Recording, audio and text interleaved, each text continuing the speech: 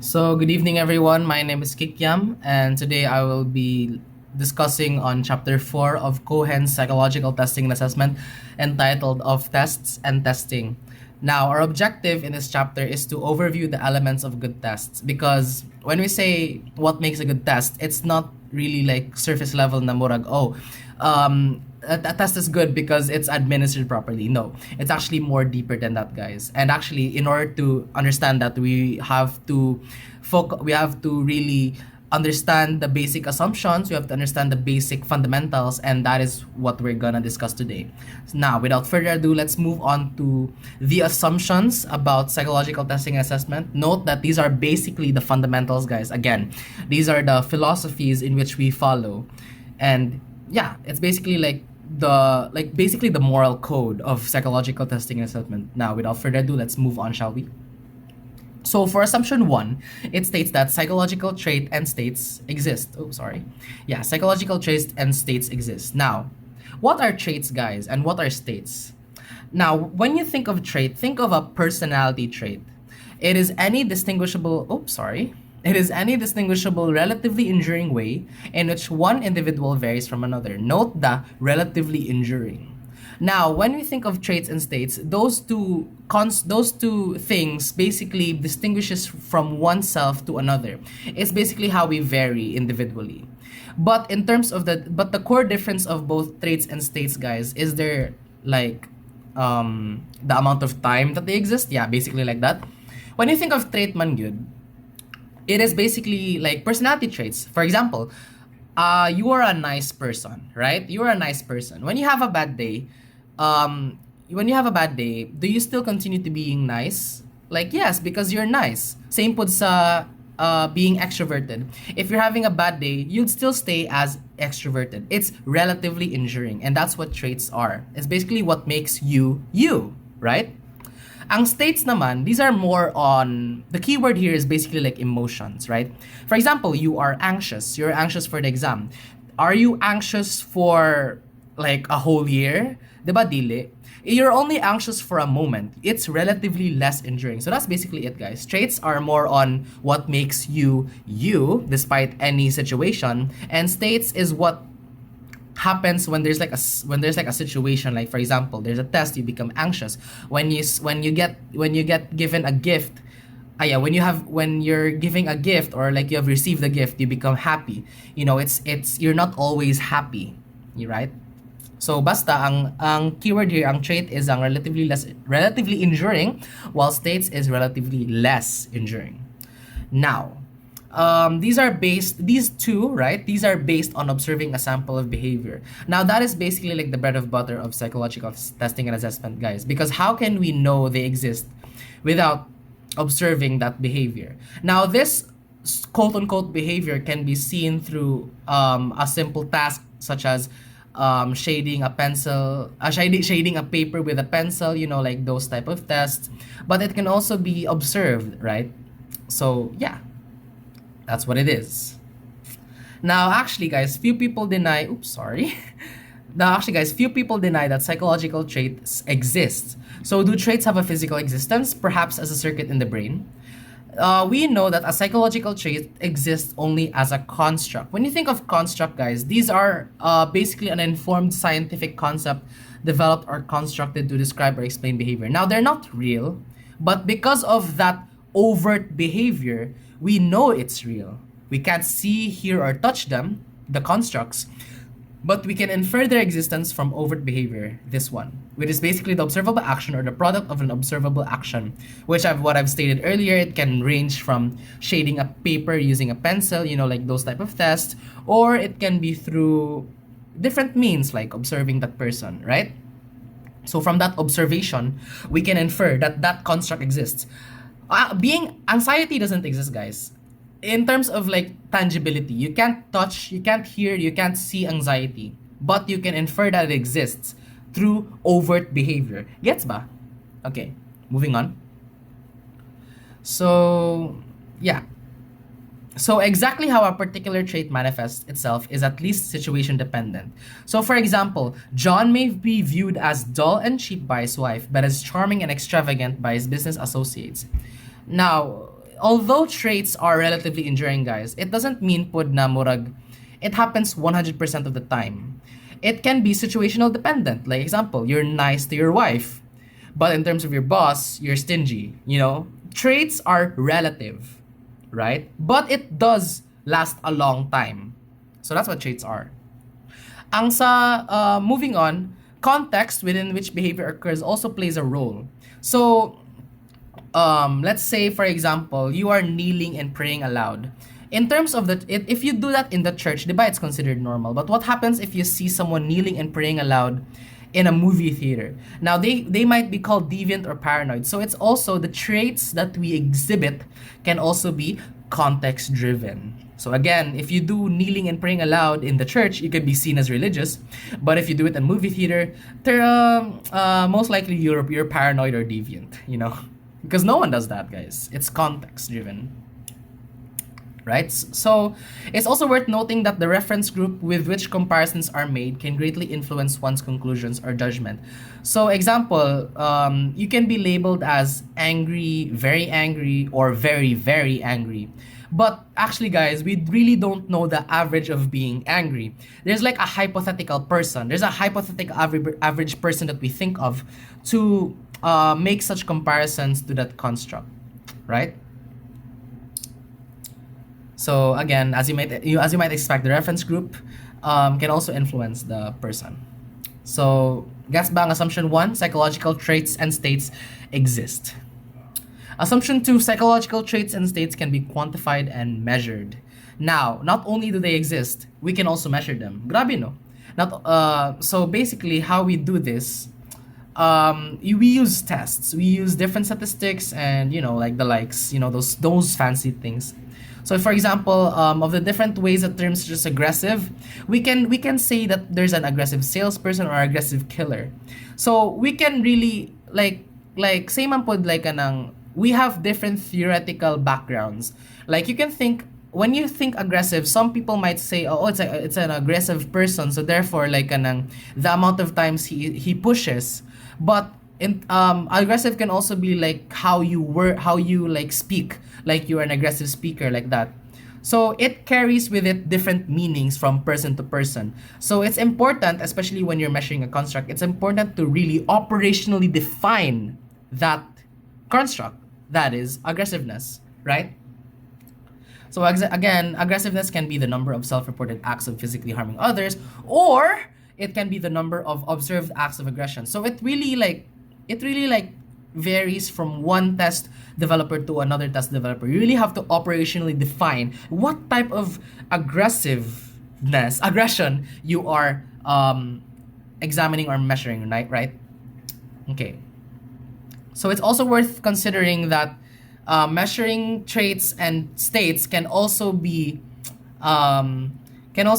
weighed, right? So for example, a test of knowledge of American history or social judgment, yeah, like should both items be given equal weight? I don't think so, because in terms of knowledge of American history, we know that let's say kanang, you know what, I'll just tailor this to Philippines, you know, like what about knowledge of Philippine history?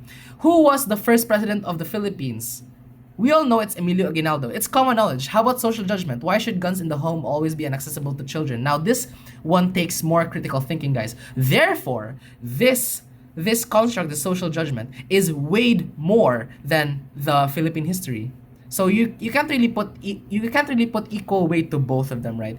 But this is the fun part, because both of these constructs can be put in a knowledge test, right?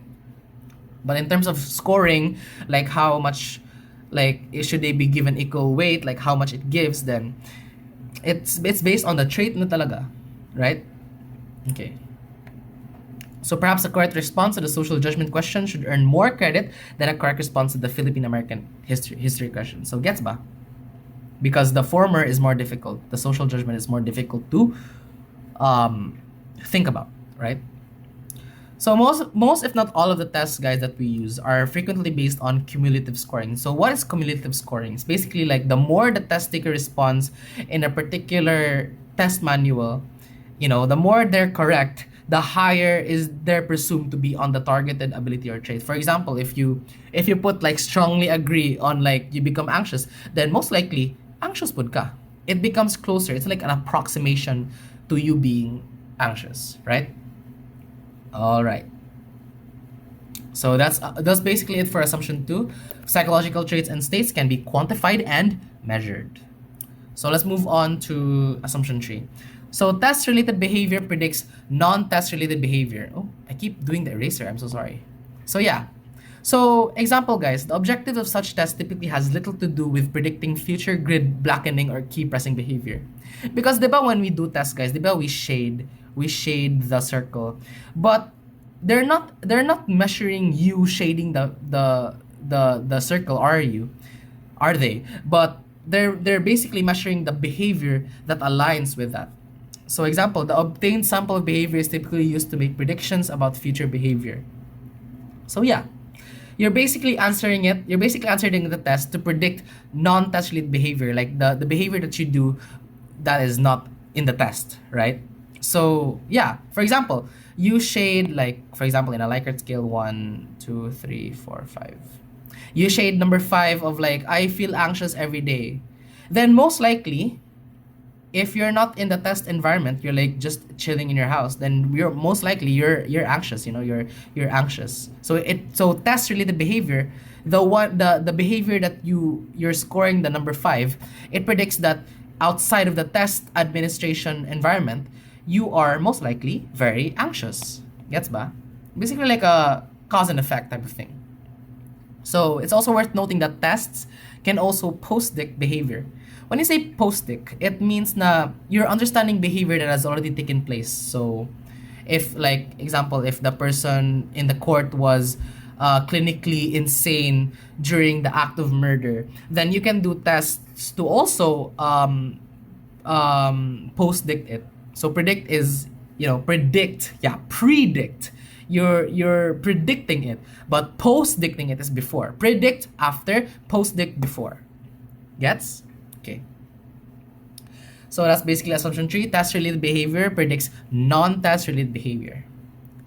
Assumption 4, tests and other measurement techniques have strengths and weaknesses. So as clinicians, guys, as test administrators, guys, we really have to understand the strengths and weaknesses of our tests, because if we don't, then most likely we could flunk the test up, right? So you really have to take into account that, okay, my test is not a one-size-fits-all type of test. So you really have to take into account like, oh, it's only suitable for these type of people. Oh, this test is suitable for these type of ages. So ayun, you just have to understand the limitations, and if ever please don't take it negatively. Take it as a compliment somehow, I guess, right? Okay. So that's assumption 4. Tests and other measurements techniques have strengths and weaknesses. Assumption 5. Various sources of error are part of the assessment process. As of what I've said from chapter 3, I believe, or chapter 2, error can't be dodged, guys. We really can't dodge error. So in the context of assessment, error need not refer to a deviation, an oversight, or something that otherwise violates expectations. It is actually a component of the measurement process. So we can't really remove it, and we don't have to. We're not obliged to remove it, but we are obliged to minimize it as much as possible. And if it does occur, then we are obliged to also take account of it. Like, okay, this type of error happened. Let me put that in the psychological report, right? So in assessment, we often speak of error variance, that is the component of a test score attributable to sources other than the trait or ability measured. So for example, while you're taking the test, someone enters the room screaming. That is not part of the test, guys. That is an error. But the deed's been done, so you can't really do it, but the least you can do is to minimize the harm, minimize the error, and put it in the psychological report. That's pretty much it. So we have this thing called a classical test theory. So what is a classical test theory? Basically, it states that each test taker has a true score on a test that would be obtained but for the action of measurement error. Basically we innately, guys, like we already have a true score naman. We already have true ability. But because of some error, that true ability is not manifested. So like, for example, For example, this is you, right? This is you. Your true ability is like, and you have 90% of knowledge of whatever. But because of error, when you took the test, like for example, like you blink thrice, you blink twice or something, that can be attributable to error as well. So therefore, it can be like 89.9. So that's like 0.1 error variance. So it's an approximation to your true ability. It doesn't say like your true ability is there, because your true ability is already constant. It's already within you. But because of error, Kai, it's not really manifested. This is manifested. Gets ba? Okay. So yeah, that's basically the classical test theory. Innately, we have a true ability, but because of error, it's not manifested. We can't really know what our true ability is, but we know that it exists, right? All right. Assumption 6: testing and assessment can be conducted in a fair and unbiased manner. So it basically goes hand in hand with the strengths and weaknesses, guys, because in here, one source of fairness-related problems is that the test user who attempts to use a particular test with people whose background and experience are different from the background and experiences of people. So basically, in simpler terms, there's like a perfect chance. I know, like when you're administering a test, it has to be fair and it has to be unbiased. You have to know your strengths of the test so therefore you can administer it properly and unbiasedly. Unbiasedly, is that even a word? But like, yeah, you get what I mean. Assumption 7: testing and assessment benefit society. So basically, guys, without tests, basically, some people might think, oh, without tests, we're gonna live in a paradise. No, dude. Because of tests, guys, society is running. Because how are we supposed to know if someone is competent in this field? How are we supposed to know if someone is competent for this position? Without tests, then everything will be chaotic. We don't know where to put who. So it's basically like the situation that's going on in the Philippines, right? Our like literally people in the Senate have no degree. So we could infer that wala sila nakatake og test for that, right? All right. So tests really benefit society. Even though it's quite the hassle. It's a good hassle. No? It's all right. Okay, let's move on. All right. So that's basically the assumptions, no? Let's move on to what makes a good test. So logically, guys, the criteria for a good test would include, clear instructions and administration. But again, as what I've said, these are surface level. These are part of the picture. These are part of the big picture. Now, let's move on to reliability. Reliability is what makes a good test, guys. But it's not sufficient. I want you guys to really take into account that reliability is necessary but not sufficient for a good test. It's necessary, but it's not enough, right? So what is reliability? When we think of reliability, it's basically the consistency of the measuring tool. The consistency of the measuring tool. So basically, like, how do I say this for mga people who don't know? Let's say you're taking a test, right? Let's say you're taking a test.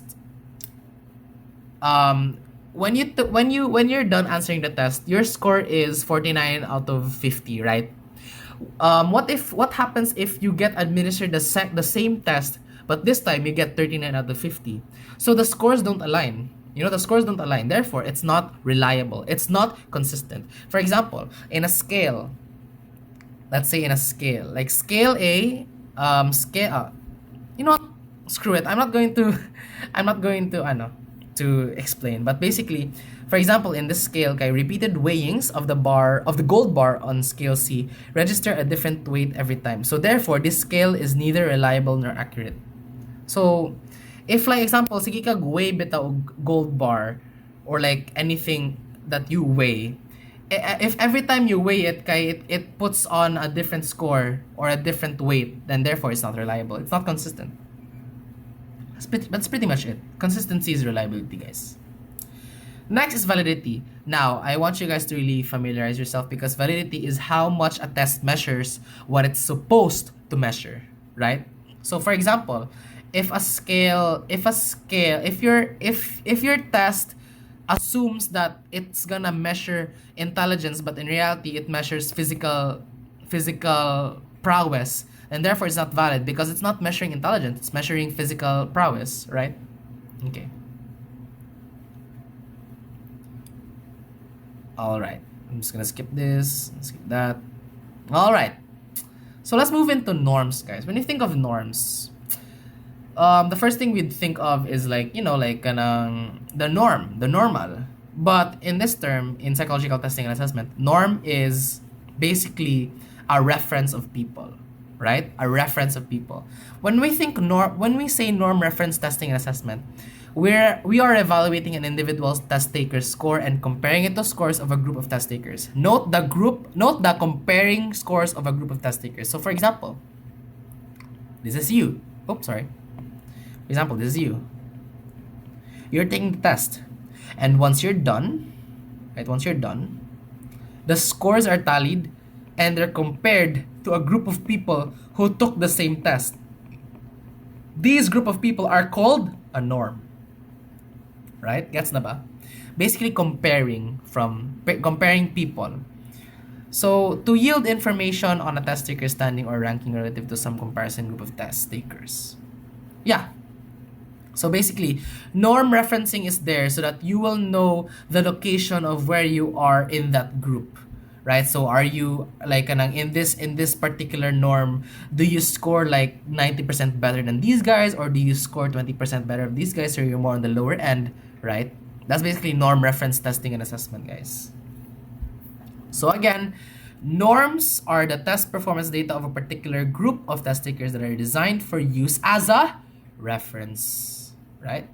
So, ang ilang scores, guys, kaning mga group of people, ang ilang scores kay ginagamit as reference na, right? For you. Okay? So, I have this thing called normative sample. These are the group of people whose performance is analyzed for reference. So, basically the same. And actually, guys, there's actually a beef between normative sample and standardization sample, because actually, guys, both are usually interchangeable. Why? Because when we think of standardization sample, guys, this is the process. Because for example, a group of people, this test that you just made is not standardized yet. It's not standardized. But because of this group of people, this test becomes standardized kadugayan. Right? And then once ma-standardize siya, this group of people, this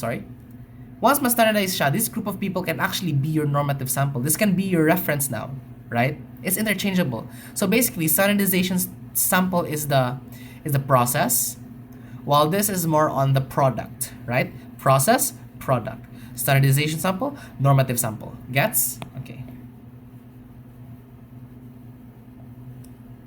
Okay.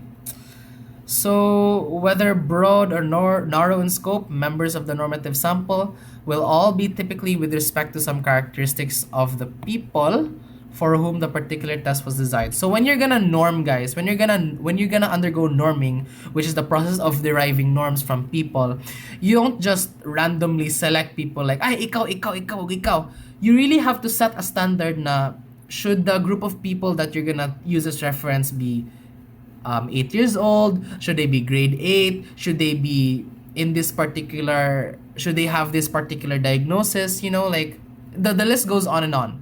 And that's what we're gonna do here, actually, because these are the types of norms, right? These are the types of norms that we're gonna be talking about, which is here. Yes, the types of norms. So let's move on to the types of norms, guys. The type of people or the types of group of people we can choose to use as reference for our individual who's taking the test. When we think of percentiles, guys, percentiles is like this, katong mga, like let's say in a scale, in a standard deviation, in a normal curve. Percentiles is basically like number 1, number 2, number 3, number 4, 5, so on, so forth, 100. In that distribution. That's basically percentiles. So if quartiles is like 25%, percentiles is only 1%. Gets? So because of percentiles, we could divide the distribution into 100 equal parts or 100 percentiles. Thus, the 15th percentile is a score at or below which 15% of the scores in the distribution fall. So, for example, you're in the 15th percentile. Therefore, you score 15% better than the people. Percentiles are there for the location. Now, sometimes, guys, we get miss and matched by percentage correct. When we say percentile, guys, it is the expression of the percentage of people whose score in a test or measure falls below a particular raw score. You know what? I'm just gonna simplify this. Basically, guys, percentile shows you where you are in that group of people, in that distribution. For example, if you fall in the 99th percentile, therefore you did better than 99% of the people in that distribution. But when you think of percentage correct, guys, these are the amount of scores you actually did correct. For example, you have a percentage correct of 50%. I know, you have a percentage correct of 75%. It doesn't mean that you scored 75%. It doesn't mean that you scored 75% of the people better, but it's more of like you scored 75%. Ano lang? Percentage correct, percentile. Percentile location, percentage correct, the amount of scores that you have correct, right? Okay. So basically, in percentiles, you're basically putting yourself in a location. Location, guys. When you think of age norms, guys, these are the group of people like ang ilang average performance of different samples of test takers who were at various ages at the time the test was administered. So you can range in a norm, for example. Let's say you're gonna make a test for running ability for running ability for middle childhood. So when you think of middle childhood, we usually have a range of 9 to 12 years old. So this is the range that we're gonna find our sample, guys. We have to find 9-year-olds, 10-year-olds, 11-year-olds, and 12-year-olds, and we have to take those test takers at various ages and take the test to derive our age norms. Gets ba? All right. So actually, guys, it really depends po. For example, if you're gonna use an age norms kanang, you're gonna use a norm that's basically just for 9-year-olds, like you're just gonna choose like 9-year-olds. It really depends on your test. It doesn't make it better or worse. It really depends on the test. For example, if you're gonna measure intelligence for 9-year-olds, Jude, then really you have to find norms you have to find a reference group or a norm that are basically all just 9-year-olds. Dapat walay halo nga 10-year-old or 11-year-old or 12-year-old. But when you're thinking of more broad kanang example kanang running ability of middle childhood, we can really put a range for that. So yeah. So basically, guys, the limitations of age norms, guys, is actually the hold on. Let me check. Yun. So basically, guys, the limitations of age norms is basically how the mental age construct, right? The way we have mental age. For example, a 6-year-old has a this child has a chronologically age of 6. He has a chronological age of 6. But in terms of mental age, biskag 6-year-old siya in terms of development, kay iyang pagthinking kay 13-year-old. So that's the limitations of age norms, guys. Because if we are to choose a 6-year-old, malay ko ba na he has a brain of a 13-year-old. So it really like fucks up the norm, no? Really fucks up the reference if that's the case, especially kung intelligence. Okay, so in terms of grade norms, guys, when you think of grade norms, this is administering the test to a representative samples of children over a range of consecutive grade levels, such as 1st through 6th ages. So instead of ages, guys, this time we're using grades. So examples from grade 5 to grade 10, grade 10 to grade 11. So one drawback, guys, is that it doesn't really apply to students or to children who are not in school, who are not yet in school, and to children who are out of school. It's also not typically designed for use with adults who have returned to school. So anything that, since grade norms is mostly on the school side, no, kanang the academic side, we can't really administer it to people who haven't been to school, right? Because it doesn't fit them. It's not good fit. It's not the proper context, basically. Now, when we mix both when we mix both grade norms and age norms, what do we get? We actually get developmental norms. So these are the norms developed on the basis of any trait, ability, skill, or other characteristics that is presumed to develop, deteriorate, or otherwise be affected by chronological age, school grade, or stage of life. So basically, like, it has no limitations, guys. It's actually basically a culmination of both age and grade norms. So most of the time, scientists or psychologists would really aim for this type of norms para wala kay limitations ang madala. Next, let's have national norms. When we say national norms, guys, it is nationally representative of the population at the time the norming study was conducted. So it may be obtained by testing large numbers of people representative of different variables of interest such as age and etc. So for example, the Philippines, guys, right? The Philippines. When you want to do a national study, we don't just put one type of person. For example, we just put these type of people kanang they're in the middle class. We also have to take into account other factors such as their age. Dapat na 80-year-old, dapat na 50-year-old. So it's more varied so that it's more representative of our national norms. Gets ba? So in terms of national norms, it really has to be varied, guys. But it really depends on you, again, like what type of variables of interest you are interested in. But yeah. So it is always good idea to check. So it is always good idea to check the manual of the test under consideration to see exactly how comparable the tests are. So how comparable are these normative samples to the sample of test takers with whom I will be using the tests? So actually, you know what? Sorry guys, I can't really Basta ang national norms kay example kanang in a country there's like a lot like in a country there's a lot of different types of people. So if you're gonna make a test for that certain country, you have to take into account the different people that are there as well, right? To make it representative of the whole population. So that's basically national norms. I should have explained that early on instead of like making it harder for me. I'm so sorry guys, that's my fault. National anchor norms, guys. I really want you to really stress on the anchor here, because when we think of anchoring, it's basically like we're basically comparing the two tests. We're basically comparing the two scores of each test from one another. For example, we have test A and test B. Actually, wait. There's actually an example here. So for example, we have test test ABC, and test XYZ. Let's assume that both measure intelligence, right? Both measure intelligence. So in terms of scoring, kay lahi jud nilang scoring, different jud sila, different means, different standard deviations, different everything.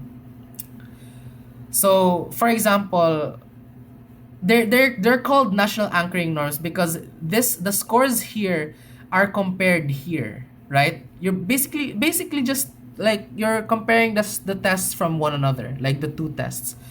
So for example, if the 96th percentile corresponds to a score of 69 on the BRT, and if the 96th percentile corresponds to a score of 14 on the XYZ, then therefore hold on. Sorry. So if 96th percentile is 69 on the BRT, and if the 96th percentile is 14 on XYZ, therefore 69 is equal to 14. So you're both anchoring on each test, the BRT and XYZ. Gets ba? So even if two scores are equivalent, they aren't exactly equal. Just close enough to guide interpretation. So, ayun. So you really don't have to focus on the national part. You really have to focus on the anchor norms, because you're basically compose scores from different tests that supposedly measure the same thing. So instead of referencing people, we're referencing the scores of an existing test that measures the same thing. That's basically it. Subgroup norms. Now, subgroup norms is basically like, let's say it's derived from a national norm. So from what I've said before, kaya ang national norms, kaya diba there's different types of people. For example, in the Philippines, right? In the Philippines,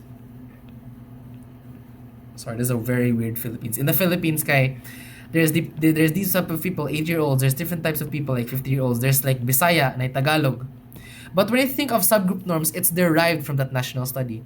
Let's say we want to measure Bisaya. We want to measure the trait on people who are Bisaya. So therefore, these norms that we've gathered from this national study is a subgroup norm, right? So that's basically it. It's basically segmented by any criteria initially used in selecting subjects for the sample.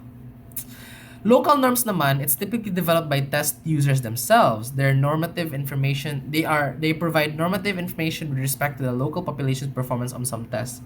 So they're norms made for a specific local population, and they make results more relevant to the local group. And plus, they aren't tied to the national study anymore. So for example, diba, before sa subgroup, so actually most people really confuse subgroup. Most people usually confuse subgroup and local. But ang subgroup, guys, it's taken from the characteristics or the criteria that was in the national study or the national norms. Gikuha, for example, kanang ang Bisaya, that's subgroup norms. It's a subgroup. But when you think of local norms, usually ang gina-develop is the test user themselves, so that it's more attuned to the local population. For example, you wanna measure a test intelligence for mga University of Mindanao students. So we know that in terms of national norms, kay imposible na nakapili pud ta sa national norms. So we can't be called a subgroup. But in terms of like kanang local norms, we can do that. We can make a test for our University of Mindanao students, right? Okay. Let me take a break, guys. Let's take a break for 5 minutes. I'm pretty tired. Jesus.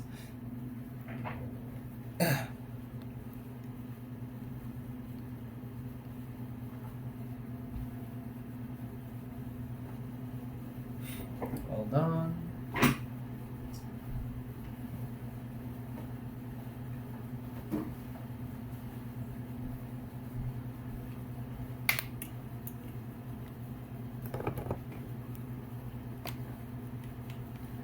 All right. Okay, I'm back, guys. So let's move on to fixed reference group scoring or systems.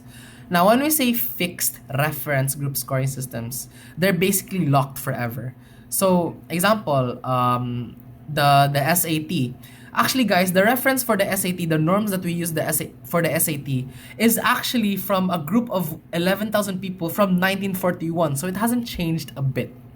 So when we think of fixed reference group scoring systems, we're basically like norming, the norms that we are using hasn't changed for a while. It's locked forever to a chosen group. That's basically it. Locked forever in a chosen group, fixed reference group scoring systems. Okay, so how about norm reference versus criterion reference? When we think of norm reference, guys, it is basically who's better than the other. It involves people. Ang norm reference. Ang criterion reference, it basically just asks, did you meet the standard? That is 75%. So for example, the tests that we undergo sa the tests that we undergo in school, those are basically criterion reference because our scores are compared to a living.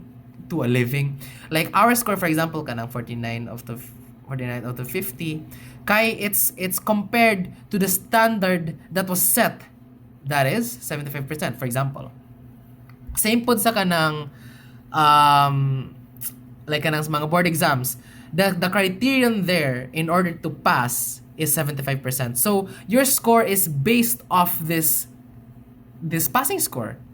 We're not comparing your score to other groups of people, but rather on a standard. Ang norm reference, again, people. Ang criterion reference, standard. Gets? Alright. So another example here would be, to be a licensed as a psychologist, the applicant must achieve a score or a set standard that meets or exceeds the score mandated by the state on the licensing test. Like a standard. It's already there. So because the focus in the criterion reference approach is on how scores relate to a particular content area or domain. It's also referred as a domain reference testing and assessment. So these are basically interchangeable, guys. Criterion and domain, they're basically interchangeable.